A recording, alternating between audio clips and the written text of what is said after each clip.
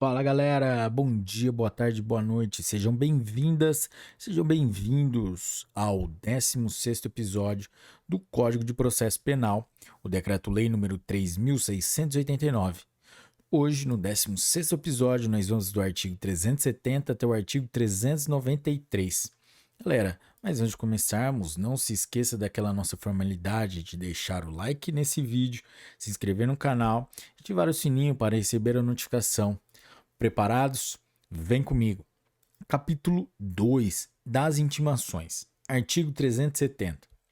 Nas intimações dos acusados, das testemunhas e demais pessoas que devam tomar conhecimento de qualquer ato, será observado, no que for aplicável, o disposto no capítulo anterior. Parágrafo 1º. A intimação do defensor constituído, do advogado do querelante e do assistente far-se-á por publicação no órgão incumbido da publicidade dos atos judiciais da comarca, incluindo, sob pena de nulidade, o nome do acusado. Parágrafo 2º. Caso não haja órgão de publicação dos atos judiciais na comarca, a intimação far-se-á diretamente pelo escrivão, por mandado, ou via postal com comprovante de recebimento, ou por qualquer outro meio idôneo. Parágrafo 3º. A intimação pessoal, feita pelo escrivão, dispensará a aplicação a que alude o parágrafo 1º. Parágrafo 4º. A intimação do Ministério Público e do defensor nomeado será pessoal. Artigo 371. Será admissível a intimação por despacho na petição em que for requerida, observado o disposto no artigo 357. Artigo 372. Adiada, por qualquer motivo, a instrução criminal, o juiz marcará desde logo, na presença das partes e testemunhas, dia e hora para o seu prosseguimento, de que se lavrará termo nos autos. Título 11 da Aplicação Provisória de Interdições de Direitos e Medidas de Segurança. Artigo 373. A aplicação provisória de interdições de direitos poderá ser determinada pelo juiz, de ofício ou a requerimento do Ministério Público, do querelante, do assistente, do ofendido ou de seu representante legal, ainda que este não se tenha constituído como assistente. Inciso 1. Durante a instrução criminal, após a apresentação da defesa ou do prazo concedido para esse fim. Inciso 2. Na sentença de pronúncia. Inciso 3. Na decisão confirmatória da pronúncia ou na que, em grau de recurso, pronunciar o réu. Inciso 4. Na sentença condenatória recorrível. Parágrafo 1º. No caso do inciso 1, havendo requerimento de aplicação da medida, o réu ou seu defensor será ouvido no prazo de 2 dias. Parágrafo 2º. Decretada a medida, serão feitas as comunicações necessárias para a sua execução, na forma do disposto no capítulo 3 do título 2 do livro 4. Artigo 374. Não caberá recurso do despacho ou da parte para a sentença que decretar ou denegar a aplicação provisória de interdições de direitos, mas estas poderão ser substituídas ou revogadas. Inciso 1. Se aplicadas no curso da instrução criminal, durante esta ou pelas sentenças a que se referem os números 2, 3 e 4 do artigo anterior.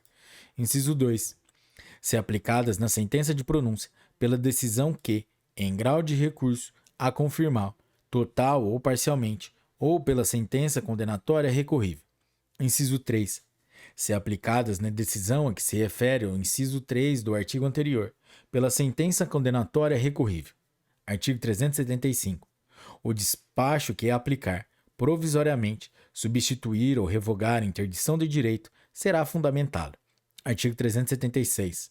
A decisão que impronunciar ou absolver o réu fará cessar a aplicação provisória da interdição anteriormente determinada. Artigo 377. Transitado em julgado a sentença condenatória, serão executadas somente as interdições nela aplicadas ou que derivarem da imposição da pena principal. Artigo 378. A aplicação provisória de medida de segurança obedecerá ao disposto nos artigos anteriores, com as modificações seguintes. Inciso 1. O juiz poderá aplicar provisoriamente a medida de segurança de ofício ou a requerimento do Ministério Público. Inciso 2. A aplicação poderá ser determinada ainda no curso do inquérito, mediante representação da autoridade policial. Inciso 3. A aplicação provisória de medida de segurança. A substituição ou a revogação da anteriormente aplicada poderão ser determinadas também na sentença absolutória. Inciso 4. Decretada a medida, atender-se-á ao disposto no título 5 do livro 4, no que for aplicável. Artigo 379. Transitado em julgado a sentença, observar-se-á quanto à execução das medidas de segurança definitivamente aplicadas o disposto no título 5 do livro 4. Artigo 380. A aplicação provisória de medida de segurança obstará a concessão de fiança e tornará sem efeito a anteriormente concedida. Título 12 da sentença. Artigo 381. A sentença conterá, inciso 1, os nomes das partes ou, quando não possível, as indicações necessárias para identificá-las. Inciso 2, a exposição sucinta da acusação e da defesa. Inciso 3, a indicação dos motivos de fato e de direito em que se fundar a decisão. Inciso 4, a indicação dos artigos de lei aplicados. Inciso 5, o dispositivo. Inciso 6, a data e a assinatura do juiz. Artigo 382. Qualquer das partes poderá, no prazo de 2 dias, pedir ao juiz que declare a sentença, sempre que nela houver obscuridade, ambiguidade, contradição ou omissão. Artigo 383. O juiz, sem modificar a descrição do fato contida na denúncia ou queixa, poderá atribuir-lhe definição jurídica diversa, ainda que, em consequência, tenha de aplicar a pena mais grave. Parágrafo 1º. Em consequência de definição jurídica diversa, houver possibilidade de proposta de suspensão condicional do processo, o juiz procederá de acordo com o disposto na lei. Parágrafo 2º. Tratando-se de infração da competência de outro juízo, a este serão encaminhados os autos. Artigo 384. Encerrada a instrução probatória, sem entender cabível nova definição jurídica do fato, em consequência de prova existente nos autos de elemento ou circunstância da infração penal não contida na acusação, o Ministério Público deverá aditar a denúncia ou queixa no prazo de 5 dias, se, em virtude desta, houver sido instaurado o processo em crime de ação pública, reduzindo-se a termo o aditamento, quando feito oralmente. Parágrafo 1º. Não procedendo o órgão do Ministério Público ao aditamento, aplica-se o artigo 28 deste Código. Parágrafo 2º. Ouvido o defensor do acusado, no prazo de 5 dias e admitido o aditamento, o juiz, a requerimento de qualquer das partes, designará dia e hora para a continuação da audiência, com inquirição de testemunhas, novo interrogatório do acusado, realização de debates e julgamento. Parágrafo 3º. Aplicam-se as disposições dos parágrafos 1º e 2º do artigo 383 ao caput deste artigo. Parágrafo 4º. Havendo aditamento, cada parte poderá arrolar até 3 testemunhas no prazo de 5 dias, ficando o juiz, na sentença, adstrito aos termos do aditamento. Parágrafo 5º. Não recebido o aditamento, o processo prosseguirá. Artigo 385. Nos crimes de ação pública, o juiz poderá proferir sentença condenatória, ainda que o Ministério Público tenha opinado pela absolvição, bem como reconhecer agravantes, embora nenhuma tenha sido alegada. Artigo 386. O réu absolverá o réu, mencionando a causa na parte dispositiva, desde que reconheça, inciso 1, estar provada a inexistência do fato. Inciso 2. Não haver prova da existência do fato. Inciso 3. Não constituir o fato infração penal. Inciso 4. Estar provado que o réu não concorreu para a infração penal. Inciso 5. Não existir prova de ter o réu concorrido para a infração penal. Inciso 6. Existirem circunstâncias que excluam o crime ou isentem o réu de pena, ou mesmo se houver fundada dúvida sobre sua existência. Inciso 7. Não existir prova suficiente para a condenação. Parágrafo único.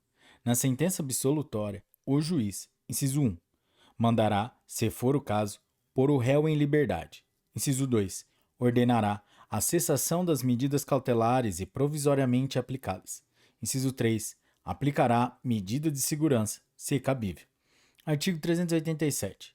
O juiz, ao proferir sentença condenatória, inciso 1, mencionará as circunstâncias agravantes ou atenuantes definidas no Código Penal e cuja existência reconhecer, inciso 1, mencionará as outras circunstâncias apuradas e tudo o que mais deva ser levado em conta na aplicação da pena, de acordo com o disposto nos artigos 59 e 60 do Decreto-Lei nº 2848, de 7 de dezembro de 1940, o Código Penal.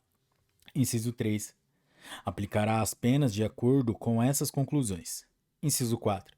Fixará o valor mínimo para a reparação dos danos causados pela infração, considerando os prejuízos sofridos pelo ofendido. Inciso 5. Atenderá, quanto à aplicação provisória de interdições de direitos e medidas de segurança, ao disposto no título 11 deste livro. Inciso 6. Determinará se a sentença deverá ser publicada na íntegra ou em resumo e designará o jornal em que será feita a publicação. Artigo 73, parágrafo 1º do Código Penal. Parágrafo 1º. O juiz decidirá, fundamentadamente, sobre a manutenção ou, se for o caso, a imposição de prisão preventiva ou de outra medida cautelar, sem prejuízo do conhecimento de apelação que vier a ser interposta. Parágrafo 2º. O tempo de prisão provisória, de prisão administrativa ou de interdição, no Brasil ou no estrangeiro, será computado para fins de determinação do regime inicial de pena privativa de liberdade. Artigo 388. A sentença poderá ser datilografada e, neste caso, o juiz rubricará em todas as folhas. Artigo 389. A sentença será publicada em mão do escrivão, que lavrará nos autos o respectivo termo, registrando-a em livro especialmente destinado a esse fim. Artigo 390. O escrivão, dentro de 3 dias após a publicação, e, sob pena de suspensão de 5 dias, dará conhecimento da sentença ao órgão do Ministério Público. Artigo 391. O querelante ou assistente será intimado da sentença, pessoalmente ou na pessoa de seu advogado. Se nenhum deles for encontrado no lugar da sede do juízo, a intimação será feita mediante edital com um prazo de 10 dias, afixado no lugar de costume. Artigo 392.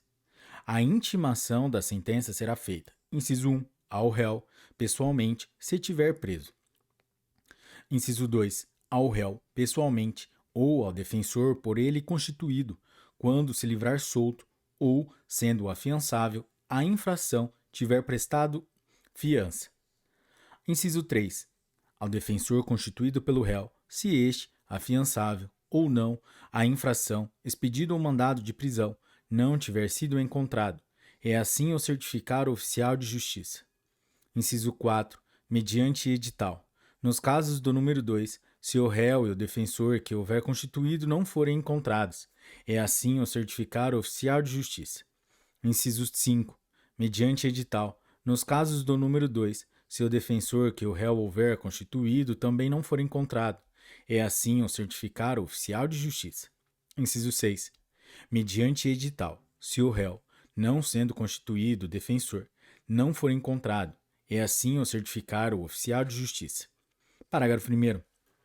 O prazo do edital será de 90 dias, se tiver sido imposta pena privativa de liberdade por igual ou superior a 1 ano, e de 60 dias nos outros casos. Parágrafo 2º. O prazo para apelação correrá após o término do fixado no edital, salvo se, no curso deste, for feita a intimação por qualquer das outras formas estabelecidas neste artigo. Artigo 393. Revogado.